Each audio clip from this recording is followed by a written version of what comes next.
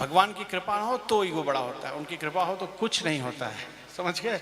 आगे ये सब आने वाला है, नहीं धन चाहिए नहीं जन चाहिए, उसी की व्याख्या में सब आएगा। ध्यान से सुनो जल्दी जल्दी।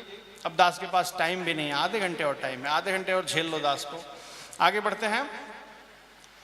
तो फिर उस बच्चे को कभी मारा नहीं, समय बीतता गया, 1 साल 2 साल 3 साल 4 साल 5 साल 6 साल 7 8 9 10, अब वो 25 साल का हो गया। गुरुजी ने अपने सभी शिष्यों को बुलाया, बोला बच्चे तुम लोगों का शिक्षा अभी पूर्ण हो गया, अभी तुम अपने अपने घर जाओ, अपने माता पिता का व्यापार संभालो, किसान किसानी करो, तुम पढ़ाओ, तुम राजा बनो, जाओ। सब चले गए। राजा का लड़का अपने घर गया और बहुत अच्छे से अपने पिता का राज्य पालन करने में सहयोग करने लगा। दिन बीता, दिन किसी के लिए बैठा नहीं है।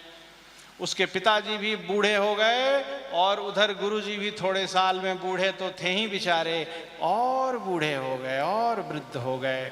और एक दिन राजकुमार के पिताजी श्रीमन्नारायण भगवान की, होना ही है, विधि का विधान है, पिताजी का सब कार्य किया, राजा बन गया।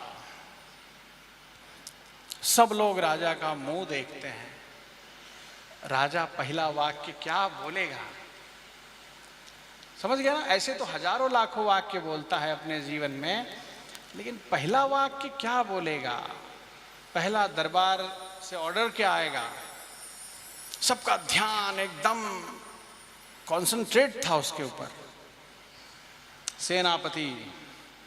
सेनापति हाजिर हुआ। सेनापति, मैं जब छोटा था उधर गुरुजी का आश्रम है, मालूम है ना, एक स्वामी रहता है। हाँ हाँ हाँ सरकार। जाओ, जंजीरों में बांध के घसीट के लेके आओ उसको।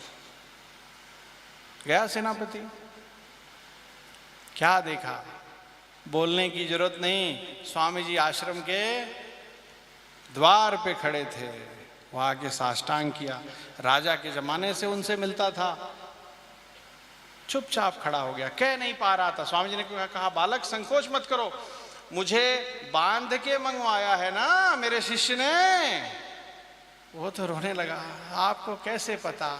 उन्होंने कहा, मुझे ये बात 10 साल पहले पता थी, वो दिन आ जाएगा, मैं खड़ा हूं देखो। चलो, नहीं बांधा।